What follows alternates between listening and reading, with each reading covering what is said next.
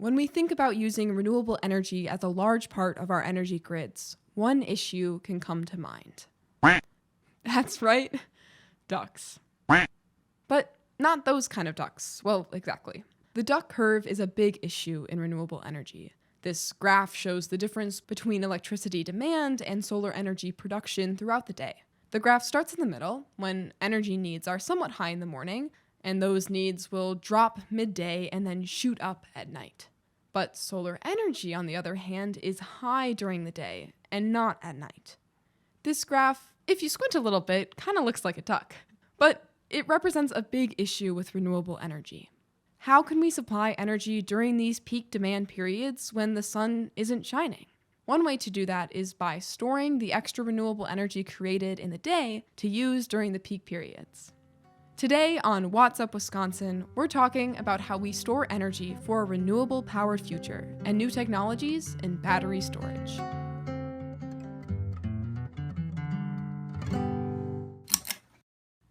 You're listening to What's Up Wisconsin, brought to you by the Wisconsin Energy Institute, where we explore your questions on energy in Wisconsin. I'm communications intern Britta Wellenstein. In order to keep up with renewable energy and maintain grid stability, we're going to need energy storage. The International Energy Agency, the IEA, estimates that to achieve net zero energy by 2050, battery storage will need to increase 35-fold by 2030. Although batteries will be necessary, there are many nuances from the various types of batteries, the economic and material limitations, and social factors to consider. To learn more about this, I spoke to Eric Kazayk, assistant professor of mechanical engineering at University of Wisconsin-Madison. His research lab focuses on making energy storage more sustainable and alternative battery storage. Then I'm going to ask a very basic question. I think I could answer it. What is energy storage? Let's get a simple definition of what that would be. Sure. So energy storage at its core, or at least the way that we use energy storage for most purposes, is simply a way to decouple where energy is produced and where it's used. I would also add a caveat to that. Sometimes it's also when it's produced and when it's used. So shifting from when and where it's produced to when and where it's used. In some cases, it's only when, and in some cases, it's both when and where. So it's kind of this middleman between where it's produced or when it's produced to when it's actually used? Absolutely, okay. Yes. So you're in some way capturing that energy, and then you can use it at a later time or place. What types of different energy storage are there? For this question, you could think about categorizing energy storage in a few different ways. One would be the mechanism by which that energy is stored. For instance, is that energy being stored in chemical bonds? Is it being stored in some mechanical way? For instance, just lifting up a heavy weight or pumping water up a hill. So that's one way, the mechanism by which the energy is stored. You could also think about categorizing energy storage by what it's being used for. Right? Are you storing energy to be used in a mobile application like an electric vehicle? Or are you storing electricity from solar when the sun's shining and then discharging, say, a battery in the evening when the sun's not out or the wind's not blowing? So that's grid scale storage. And then there's other types of storage, for instance, thermal storage, that could be used to smooth out production. So some, say, a concentrating solar power plant heats up some fluid. Sometimes they use a molten salt during the day, and then that molten salt is still hot once the sun goes down, so they can continue using that to produce electricity, so it can kind of smooth things out. So that's another way we can categorize. You can do these all at once, really. They're not discrete ways of categorizing things. But you could also say, well, how long do I need to store that energy for? Am I storing energy on the time scale of milliseconds or seconds, like, say, a capacitor? Am I storing energy on the scale of minutes to a couple of hours? Or am I storing energy on the scale of, say, more than 10 hours, 10 to 160 hours or so? And those are all important. We need energy storage in all of those different categories in terms of timescales. But the technologies that accomplish those are going to be different or should be different. You were talking about smoothing out the energy storage in reference to renewables. So what does that mean, and how does energy storage fit in our renewable energy future with like wind and solar and other types?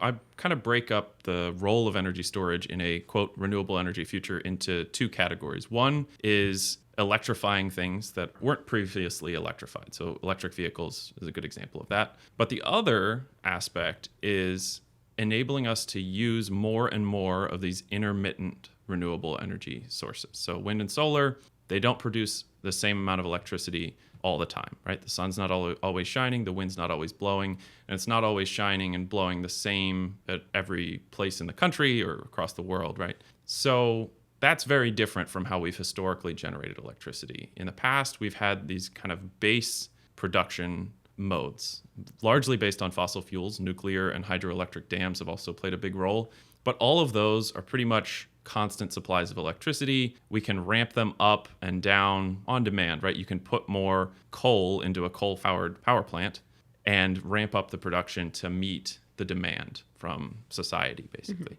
But solar and wind don't do that. So you need some way to be able to shift the production of electricity in time, right? From when you have sun, when you have wind, to when you need to use that electricity. So that's a key role. And in the past, we have had some energy storage on our grid. And it's largely been in the form of pumped storage hydroelectric. And it's represented roughly 2% of our total generating capacity has been in the form of this pumped storage hydroelectric, where you have a hill, you have a body of water at the bottom and the top of the hill. When you have excess electricity, you pump the water up the hill. And when you need a little bit of a boost, you let the water flow down the hill through a turbine and generate electricity. And that has helped with things like peak shaving. So the last little bit of electricity production, that maximum amount of power is super expensive, right? Because if you're using a traditional power plant to generate that last little bit of electricity, then you have a power plant that's only operating a very small fraction of the year. So that's very expensive to do. So then by implementing just a little bit of storage, you could help smooth that out, even with these traditional types of generation. But with renewables, we're going to need a massive amount of storage compared to that, much larger amounts of storage. And we can't just build more pump storage hydroelectric. In the last 20 years, we've done almost none of that because it's very geographically constrained, right? There's not a lot of places that you have a big hill, two bodies of water near a power plant, basically. So that's where various different types of energy storage. So I'm a battery guy, if you wanted to describe me in two words. But I appreciate that batteries are only a part of a portfolio of different types of energy storage that will play a role. This peak demand period Eric was discussing makes up part of the duck curve, which storage can help us overcome. Although pumped hydro is the most popular type of storage, battery storage is increasing. Grid-scale battery installations rose 75% from 2021 to 2022, according to the IEA. But this rise has relied on one type of battery storage, and it's probably in the device you're using to listen to this right now: lithium-ion batteries. Lithium-ion batteries have boomed in the past decades. They're what power the majority of our lives, from our phones, our laptops, and even some electric vehicles. But as Eric sees it, they're not a solution for everything. The way that I see it, we're kind of shoehorning certain technologies into all of those different applications because it's what we have, rather than it being the best option. Could you give an example of that shoehorning? Yeah, so lithium-ion batteries have made huge strides in the last 10 years. So from 2010 to 2020, we saw a 90% reduction in cost of lithium-ion batteries. And because of that, they've become economically viable for a wide range of applications. Electric vehicles is probably the best example of that, and it was the driver for that. So companies like Tesla scaling up the production of batteries to a massive scale and streamlining the supply chain to a certain degree really enabled bringing down the cost of lithium-ion batteries. But because of that, because lithium-ion batteries were kind of out front in this next generation of energy storage, they have a cost advantage compared to some of these other chemistries. And that enabled them to get a foot in the door for things like grid scale storage. So I mentioned smoothing out the production from things like solar and wind. And lithium-ion batteries, they're very good at storing a lot of energy in a small amount of space. But they're not necessarily the best fit for grid storage, in my view, because for grid storage, you don't necessarily care about how much the thing weighs or how big it is if it's just sitting in a container somewhere next to a wind turbine or a solar farm, right? So those aren't really strengths in that application. But because it was first, lithium-ion batteries are the easiest to get banks to finance for grid storage applications currently. And it's starting to change a little bit. We're starting to see other types of batteries being implemented for demonstration scale projects. And by demonstration scale, I mean very large demonstrations, so up to gigawatt hour scale batteries that are not lithium-ion batteries. As Eric pointed out, lithium-ion batteries have become incredibly common, both for grid storage and for cars. Lithium-ion batteries work by moving charged lithium ions through a liquid from one side of a battery to another. This movement produces free electrons, which creates an electrical current that powers our devices. What makes this so great is that this mechanism allows us to recharge our batteries. This works great for smaller devices like our phones or laptops, but is more difficult for larger scale devices like cars or grid storage. I'm going to switch a little bit to more of your research specifics, which is into batteries and lithium-ion batteries and other alternatives. So lithium-ion are in like everything. They're in probably the mics we're using right now, the computers we have up, our phones. They're the basis of like kind of our electronic world. But your research has highlighted a lot of issues with lithium-ion. So could you go over some of those challenges? One of the things that I love about working in this field is that most people, as you said, are interacting with devices that use batteries on a daily basis. So we kind of have an intuitive grasp of a lot of the challenges that I'm trying to overcome in my research. One of those would be fast charging. So how long does it take a device, whether that's your cell phone, your laptop, or an electric vehicle, to go from almost dead to almost fully charged? If that were 10 seconds, right, we wouldn't even think about it. But it's not. We know that. It takes longer than that to charge these devices. And for a cell phone, it's kind of a minor inconvenience in most cases, right? On a regular basis, at least me and most of the people I know, you kind of charge your phone overnight and then it works for most of the day or all of the day, right? But an electric vehicle, that's the use case for a lot of the time. If you're commuting to work or just going out to get groceries or whatever, those short trips, you can kind of use the electric vehicle that way where you don't necessarily have to think about charging if you're in a situation where you can charge at home. But that's not everybody. People that live in an apartment or various other reasons, they might not be able to charge at home. So in those cases, you're going to want to be able to go to a charging station, a publicly available charging station, and plug in your car and not have to wait 8 hours, right? That's not tenable in my mind. And that could be true for kind of your day-to-day life, right, as you're going about your day, but also where it probably becomes the most of concern for the majority of people is on a road trip. If I want to drive somewhere that's further away than the range of my electric vehicle, then you really start to think about, well, how long am I going to have to stop and charge this thing? Then the first generation of electric vehicles were very slow at charging. And that was partially due to the batteries. It was also partially due to the infrastructure side. There just weren't charging stations that could supply enough power. We're talking about serious amounts of power here, tens to hundreds of kilowatts. So in many cases, larger than the entire electrical connection to most houses is the amount of electricity that a fast charger uses. So fast charging is key. I hear some talk in my field, like we need to make batteries and battery electric vehicles more specifically charge as fast as you can refill internal combustion engine vehicle with gasoline, right? So that's 2 to 3 minutes, maybe up to 5 if you're generous. The problem with that in my mind is, like I said, this is part of a system, right? These devices don't exist in a vacuum. And when you're talking about an electric vehicle, you're talking about 50 to 100 kilowatt hours of battery, at least now. Some of them are, the Hummer EV is 200 kilowatt hours of battery. So for instance, if you wanted to charge a 100 kilowatt hour battery, that's roughly a 300 mile range EV, if you wanted to do that in 3 minutes to match internal combustion engine, you would need 2 megawatts of power. Again, for context, a typical house only has a 20 to 40 kilowatt connection. So there would be a very select few places right now, at least on our infrastructure, that could even support that level of charging. And beyond that, the cable that you would need to pass that much current would weigh so much that humans wouldn't be able to pick it up and put it in the car. So you would need a robot to do that. So it becomes untenable very quickly in my mind once you get past, say, 10 minutes fast charging. So that's where I think we need to be, somewhere between 10 minutes and 15 minutes to go from, say, 0% or 5% of battery to 80%. The last 20% of charging gets really hard to do fit quickly for kind of deep physical reasons intrinsic to lithium-ion batteries. Now, some of the next generation chemistries that are coming online soon, solid-state batteries, for instance, can overcome some of the intrinsic challenges with fast charging. So you could possibly enable faster charging rates than that, particularly maybe pulse charging. Say I can add 100 miles in 3 minutes or something like that. You might be able to do with solid-state batteries. So there's some exciting things on the horizon. There are various alternatives to lithium-ion, both for grid storage and for electric vehicles.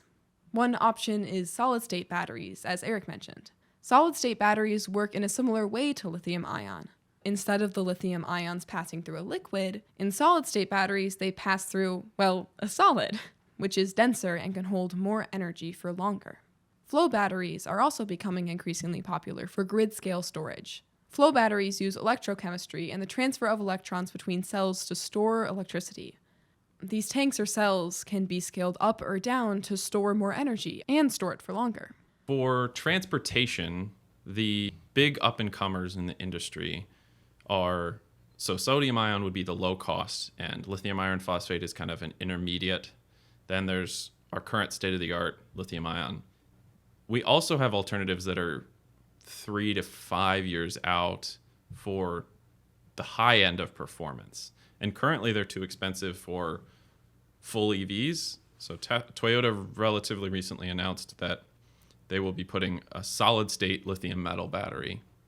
So not a lithium ion battery. So the reason why lithium ion batteries are called lithium ion batteries is this harkens back 40 to 50 years when the lithium ion battery was discovered. So there were people working on trying to store energy, right? And they were trying to use lithium metal to do that. Lithium metal is very reactive, so it causes a lot of problems when you try to make a cell out of it. They just don't last very long. It tends to form what are called dendrites, these kind of tree-looking structures that short-circuit the cell.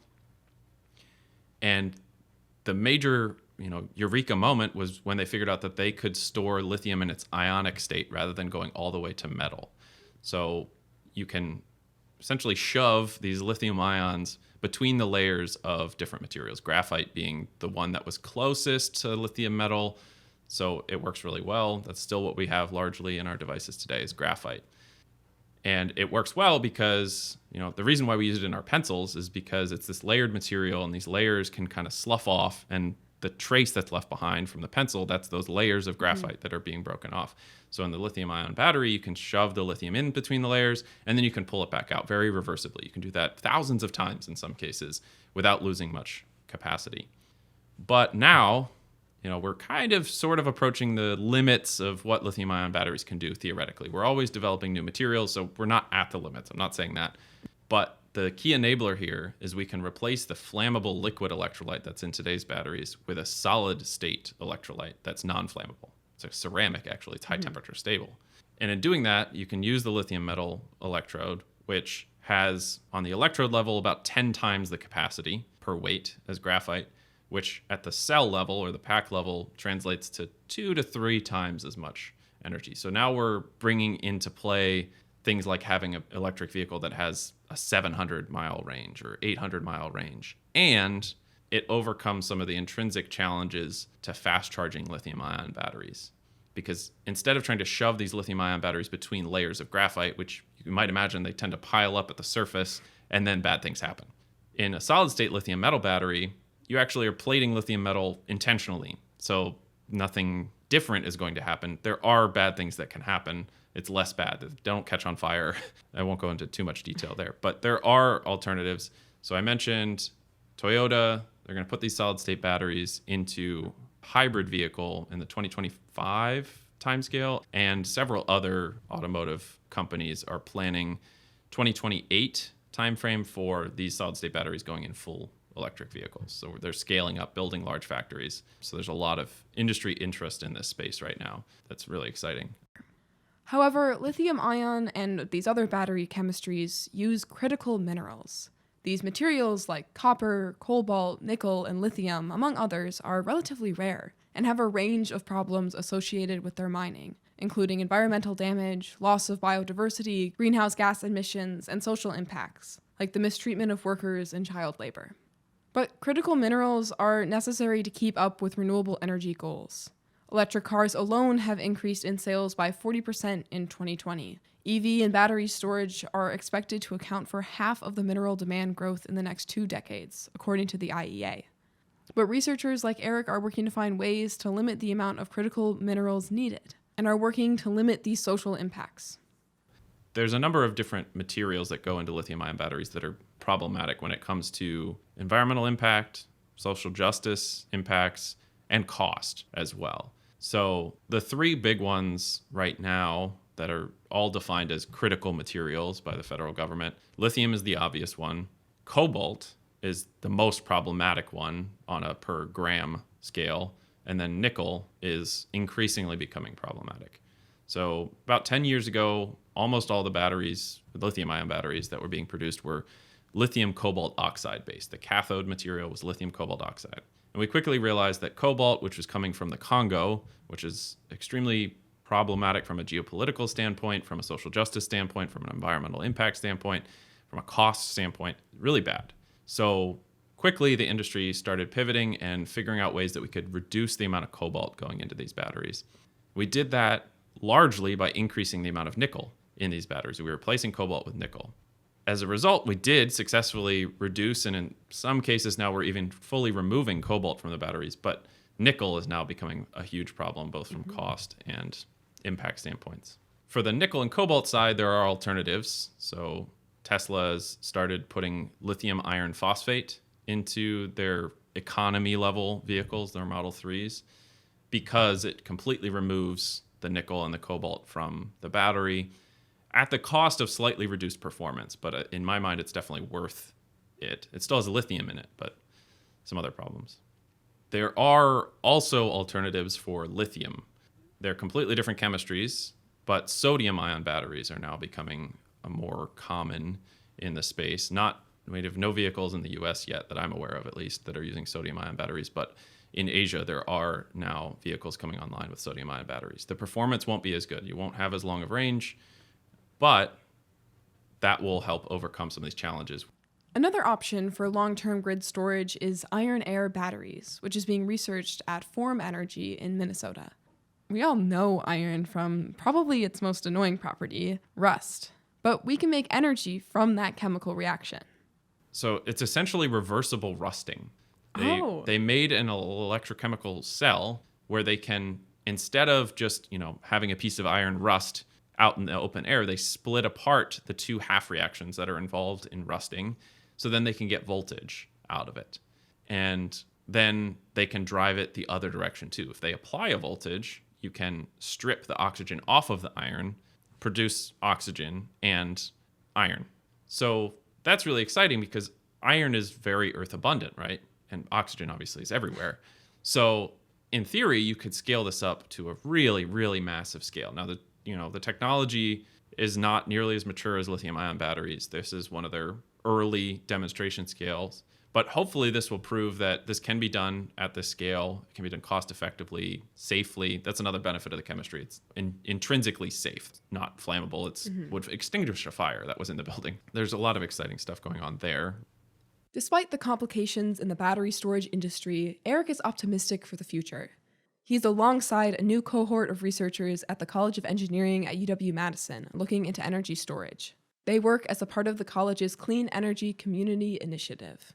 There's a few of us that work on batteries. There's hydrogen fuel cells and electrolysis. There's various different areas within energy storage, and they're throwing a lot of resources and support behind that. So over the next couple of years, I'm really excited to see what comes of that. And we're now engaging with industrial partners, so different companies in the state of Wisconsin and around the country as well, that are really interested in supporting energy storage research and kind of having exchange of ideas here at UW-Madison. The optimistic outlook here is that there's a lot of very smart people working on a lot of different, very promising technologies that all have a role to play in this future sustainable society. It's not going to be some silver bullet that comes in. It's not lithium-ion batteries that are going to solve all our problems. Lithium-ion batteries have a role to play in this future. But so does thermal storage. So does flow batteries, so does hydrogen. They all just need to be used in the way that makes the most sense, right? We need to be mindful and intelligent about when and where we use each of these technologies. But I think the outlook is very positive in terms of getting to where we want to go because of all of these promising technologies, and not just the technologies, but also the people that will be using them in smart ways. Thanks for listening in. Do you have questions about energy? Wondering how new energy solutions are taking off in Wisconsin? Let us know by sending an email at communications@energy.wisc.edu or tweet UW Energy and tag WhatsUpWI.